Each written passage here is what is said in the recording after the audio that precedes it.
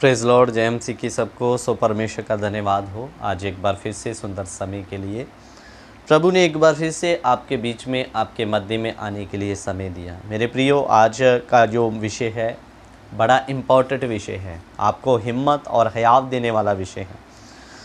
सो विषय को पूरा देखें। आज एक हम और नया विषय और एक नई घटना आपके बीच में लेकर आए हैं।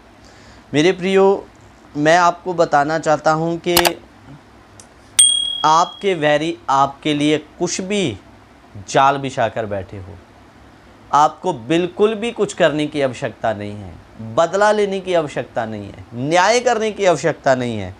आप अपनी सारी बातों को परमेश्वर के हाथ में सौंप दें, क्योंकि परमेश्वर आपके पक्ष में और आपके वैरियों के विरुद्ध में उठेगा। मैं एक वचन आपकी तसल्ली के लिए पढ़ना चाहता हूँ। यकरिया की किताब उसका 2 अध्याय उसका 8 वचन पढ़ेंगे। जकरिया 2:8 इधर में लिखा, क्योंकि सेनाओं का यहोवा यूं कहता है, उस तेज के प्रगट होने के बाद उसने मुझे उन जातियों के पास भेजा जो तुम्हें लूटती थी, क्योंकि जो तुमको छूता है वो मेरी आँख की पुतली को छूता है। सो इधर में लिखा, जो तुम्हें छूता है वो मेरी आँख की पुतली को छूता है। सो मेरे प्रियो, शरीर का सबसे नाजुक अंग होता है आँख।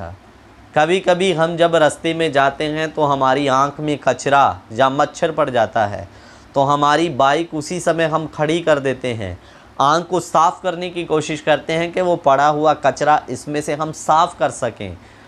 एक छोटी सी आँख में पड़ा हुआ कचरा या मच्छर हमारे सफ़र को रोक देता है मेरे प्रियो। तो कहने का मतलब है, जैसे आपकी आंख में कचरा जाने से आपको तकलीफ़ होती है, आप उसी रीति मुताबिक परमेश्वर की आंख की पुतली हो। जब आपको कोई टच करता है, आपके विरुद्ध में कोई खड़ा होता है, तो समझ लो वो आपके विरुद्ध में नहीं, वो परमेश्वर की आंख के साथ में छेड़छाड़ कर रहा है। और मेरे प्रियो, फिर जब परमेश्वर की आंख से छेड़छाड़ करेगा तो प्रभु को तकलीफ़ तो होगी। और सोच कर देखिए, शेर की, परमेश्वर की आंख को छूना शेर की मांद में हाथ डालने के बराबर है। तो मेरे प्रियो, वो चुप नहीं रहेगा। हाँ, उसमें कुछ समय लग सकता है, लेकिन वो आपके साथ में है। मैं आपको एक घटना बताना चाहता हूँ। घटना को बताने से पहले मैं आपको ये बात कहना चाहूँगा कि आपके वैरी आपके विरुद्ध में कुछ भी क्यों ना करें, कितने भी जाल बिछाने दो, वो आपके विरुद्ध में नहीं, परमेश्वर की आँख की पुतली के विरुद्ध में काम कर रहे हैं। आप परमेश्वर की आँख की पुतली हो। तो मेरे प्रियो, अपने सारे बदले को, न्याय को परमेश्वर के हाथ में सौंप दे। परमेश्वर, मैं तेरे वचन के अनुसार बंधा हुआ हूँ, मैं कुछ नहीं इनको बोल सकता। मेरे प्रियो, जब आप वचन के अनुसार चलेंगे तो फिर आपके वैरी आपके परमेश्वर के वैरी होंगे। मेरे प्रियो, फिर आपको कुछ करने की आवश्यकता नहीं, अब जो करेगा परमेश्वर करेगा। तो इसलिए आपको गाली के बदले गाली बकने की ज़रूरत नहीं, आपको कुछ भी धरने प्रदर्शन करने की ज़रूरत नहीं, आपको कोई केस करने की ज़रूरत नहीं। आपका केस ऑलरेडी यहोवा परमेश्वर के पास पहुंच चुका है। अब वही करेगा जो करेगा। मेरे प्रियो, एक सच्ची घटना आपके बीच में रखना चाहता हूं। एक बार प्रभु के दास एम सैमुअल एक मीटिंग की तैयारी करवा रहे थे किसी ग्राउंड में। तो वहां पर 4 लड़के जो RSS के थे, उन्होंने एक प्लान बनाया कि हम प्रभु के दास को कोई बहाना बनाकर पीटेंगे, क्योंकि ये लोगों का धर्म परिवर्तन करवा रहा है। तो मेरे प्रियो, प्रभु के सेवक ने सही उपदेश के द्वारा भारत देश के कई इलाकों को हिला दिया था।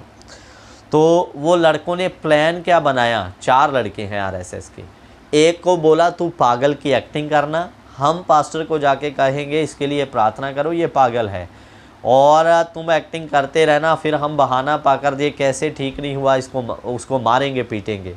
तो सच में वो ऐसे प्लानिंग बना के प्रभु के दास में पहुंच गए और बोले कि ये लड़का पागल है, इसके लिए प्रार्थना करो, हमें सुनने में आया कि आप लोगों की प्रार्थना में ठीक हो जाता है। तो प्रभु का दास जान गया कि ये मुझे फंसाने की कोशिश कर रहे हैं करके।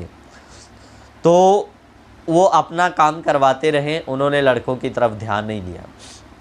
तो मेरे प्रियो, उन्होंने वैसे बहाना खोज रहे थे, प्रभु के दास को मारना शुरू कर दिया, तू हमारी बात को सुन नहीं रहा करके बहुत मारा। जब उनका मन भर गया तो मार पीट कर अपने घरों को वापस चले गए। अब जो लड़का पागल होने की एक्टिंग कर रहा था, उसको बोल रहे हैं बस कर, अब हमारा काम ख़त्म हो गया, एक्टिंग बंद कर दे। लेकिन वो लड़का अभी भी पागलों जैसे हरकत कर रहा है। आपको बता दूं, वो लड़का सच में पागल हो गया मेरे प्रियो। और जब घर गए, माँ बाप ने पूछा तुम्हारे साथ तो ये अच्छा खासा गया था, तो उन्होंने सारी बात बताई, ऐसे ऐसे हमने एक सेवक को मारने की प्लानिंग बनाई थी, इसको एक्टिंग करने के लिए बोला था, लेकिन अब ये उतने समय से ऐसा ही कर रहा है। तो वो पूरे लोग फिर प्रभु के दास के पास गए, माफ़ी मांगा और बोले कि आप इनके लिए प्रार्थना कीजिए। प्रभु के दास ने प्रार्थना की उस पागल, सच में पागल हुए लड़के के लिए। वो उसी क्षण नॉर्मल हो गया। और मेरे प्रियो, सबसे अच्छी बात है, वो चारों आरएसएस के लड़के, उनमें से बाद में वो लोग सेवकाई में उतरे, प्रभु के शिष्य बने। हालेलुया। मेरे प्रियो, ऐसा है हमारा परमेश्वर। आप के विरुद्ध में कोई भी क्यों ना उठे, फिर जब आपके साथ परमेश्वर है तो आपके वैरी उसके वैरी होते हैं मेरे प्रियो। और मैं ये नहीं कहता कि वो उसी समय, लेकिन जब आपका भरोसा वचन पर और परमेश्वर पर है तो आने वाले समय में परमेश्वर ज़रूर आपका न्याय, स्वयं का न्याय समझ के करता है, क्योंकि आप उसकी आँख की पुत्री हो। इसलिए कभी भी आपको कोई कुछ भी क्यों ना कहे, बदला ना ले, गाली ना बकें, झगड़ा करने ना जाएं, परमेश्वर के हाथ में सौंपें। परमेश्वर आपके कार्य को स्वयं का कार्य करके आगे करेगा, लेकिन आपको वचन के अनुसार सही रहना है, वचन के विरुद्ध कभी नहीं होना। तो मेरे प्रियो, इसीलिए मूसा ने इस्राएलियों को कहा था, चुप रहो, कुछ करने की आवश्यकता नहीं, चुप रहकर खड़े खड़े उद्धार का काम देखो, क्योंकि आपका बदला लेने वाला आपका परमेश्वर है। सो मेरे प्रियो, हम ऐसी ही सच्ची घटनाएं और ऐसे ही मोटिवेशन वाले वचन आपके बीच में लाते रहेंगे।